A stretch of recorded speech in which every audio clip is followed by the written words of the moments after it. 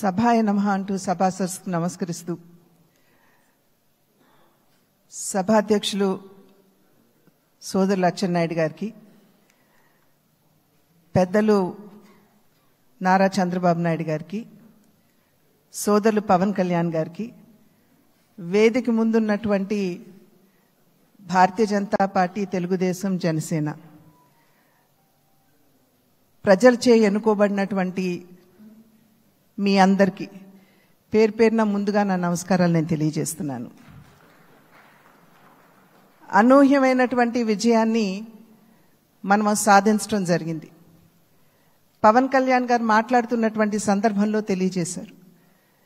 ఏ విధంగా ఢిల్లీలో మేము కూర్చున్నటువంటి సందర్భంలో ఆంధ్ర రాష్ట్రంలో జరిగినటువంటి ఎన్నిక జరిగిన తీరు మాత్రమే కాదు, 3 పార్టీల మధ్య ఏర్పడినటువంటి సమన్వయం ఒక రకంగా యావత్ భారతదేశానికి కూడా ఇది ఒక ఎగ్జాంపుల్గా నిలవాలి అని చెప్పి ఢిల్లీలో మాట్లాడుకున్నటువంటి మాట. అటువంటి సందర్భంలో కేవలం ఇక్కడ ఉన్నటువంటి నాయకులకి మాత్రమే కాకుండా ఈ 3 పార్టీలకి సంబంధించినటువంటి ప్రతి కార్యకర్తకి పేరు పేరున నేను శిరస్సు వంచి నా నమస్కారాలు తెలియజేస్తున్నాను. అదేవిధంగా తెలుగు ప్రజలు గడిచిన 5 సంవత్సరాల కాలంలో వారు ఎదుర్కొన్నటువంటి సమస్యలు, ఒక విధ్వంసకర పాలన, విద్వేషపూరిత పాలన, కక్షపూరితమైనటువంటి పాలన ఎదుర్కొన్నటువంటి సందర్భంలో అభివృద్ధి అన్న పదానికి అసలు అర్థం లేకుండా పోయినటువంటి నేపథ్యంలో సంక్షేమం, నిజమైనటువంటి సంక్షేమం అన్నది ప్రజలు దూరమైనటువంటి సందర్భంలో విసిగి వేసారిపోయినటువంటి ప్రజలందరూ కూడా మనం ఊహించలేదు. ఇంతటి ఘనమైన విజయం మనం సాధించగలమని చెప్పి మనం ఊహించలేదు. ఖచ్చితంగా అధికారంలోకి వస్తాము అనేటువంటి భావన ప్రతి ఒక్కరిలో ఉన్నప్పటికీ, ప్రతి నాయకుడికి వచ్చినటువంటి మెజారిటీని ఒక్కసారి మనం చూసినట్లయితే ప్రజలు ఒక కసితోటి ఎట్లాగైనా సరే ఈ యొక్క ప్రజా వ్యతిరేక పాలనకి అంతం పొందించాలి, జగన్మోహన్ రెడ్డి అనేటువంటి ఒక రాక్షసుడు ఎవరైతే పరిపాలిస్తున్నారో ఇంటికి పంపించాలి అనేటువంటి భావన ఏదైతే వారి మనసులో కరుడుగట్టి ఉన్నదో అది వారు బయటికి చెప్పకనే వారు ఓటు మాధ్యమంగా తెలిపినటువంటి నేపథ్యంలో వారందరికీ కూడా, తెలుగు ప్రజలందరికీ కూడా నా ధన్యవాదాలు నేను తెలియజేస్తున్నాను. ఒక పక్క అనూహ్యమైనటువంటి విజయం అని చెప్పి మనం అందరం చాలా సంతోషపడినప్పటికీ, రెండవ పక్కన మనం ఈ విజయం నుండి నేర్చుకోవాల్సినటువంటి పాఠాలు కూడా ఉన్నాయి అని చెప్పి గ్రహించవలసినటువంటి అవసరం ఉన్నది అని చెప్పి గట్టిగా విశ్వసిస్తున్నాను నేను. ఎందుకంటే ఎప్పుడైతే రాష్ట్ర అభివృద్ధిని మనం పట్టించుకోకుండా ప్రజల్ని నిజమైనటువంటి సంక్షేమానికి ఎప్పుడైతే మనం దూరం చేస్తామో, మాకు తెలుసు ఏ విధంగా నిర్ణయం చేయాలి అని చెప్పి ప్రజలు ఈ ఎన్నికల్లో ఓట్ల మాధ్యమంగా వారు మనకి ఒక హెచ్చరిక ఇచ్చారు అని చెప్పి నేనైతే భావిస్తున్నటువంటి నేపథ్యం.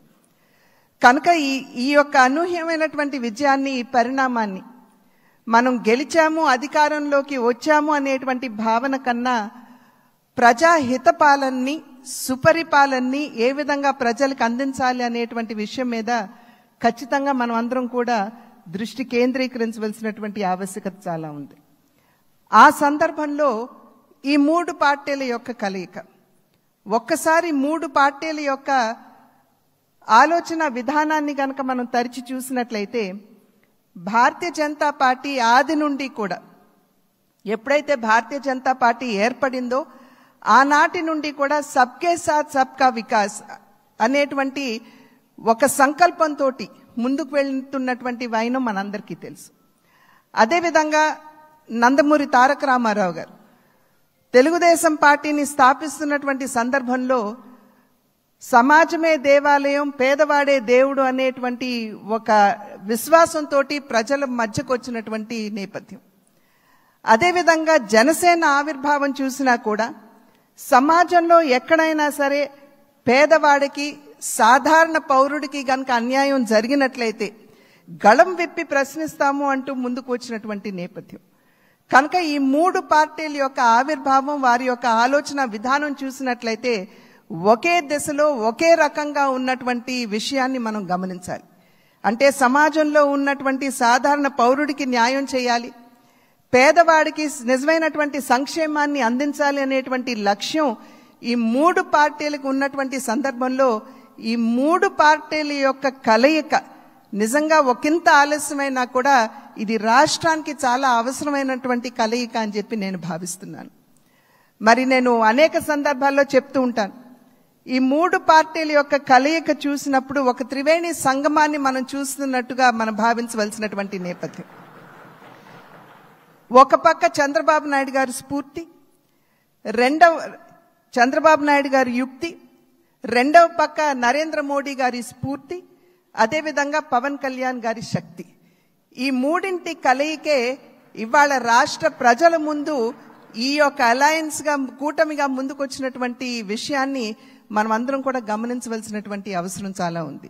ఇందాక చెప్పినట్లుగా ప్రజా సంక్షేమ పాలనని, సుపరిపాలనని ఏ విధంగా ప్రజలకు అందించాలి అనేటువంటి విషయం మీద దృష్టి పెడుతూ కక్షపూరితంగా ముందుకు వెళ్లకుండా మనం కూడా మన కార్యకర్తలకి తెలియజేస్తూ వారిని కూడా ఒకంత శాంతింపపరుస్తూ, ఎందుకంటే గడిచిన 5 సంవత్సరాల కాలం వారు ఎదుర్కొన్నటువంటి సమస్యలు ఏదైతే ఉన్నాయో, ఇబ్బందులు ఏవైతే ఉన్నాయో వాటి నేపథ్యంలో ఒకంత అత్యుత్సాహం కావచ్చు ముందుకు వచ్చి మరి ఏ విధంగా మనం ముందుకు వెళ్ళాలి అనేటువంటి అంశం మీద దృష్టి సారిస్తున్నటువంటి సందర్భంలో మనం సంయమనాన్ని పాటించడం మాత్రమే కాకుండా మన కార్యకర్తలు కూడా మనం సమయాన్ని పాటించవలసినటువంటి ఆవశ్యకతని వారందరికీ తెలియజేయవలసినటువంటి బాధ్యత మన మీద ఉన్నది అని చెప్పి తెలియజేస్తూ, ఏదైతే ఇప్పుడు సోదరులు పవన్ కళ్యాణ్ గారు మరి ప్రతిపాదించారో చంద్రబాబు నాయుడు గారిని మన నాయకుడిగా ఎన్నుకోవటం, నేను దాన్ని సమర్థిస్తున్నాను అని చెప్పి తెలియజేస్తూ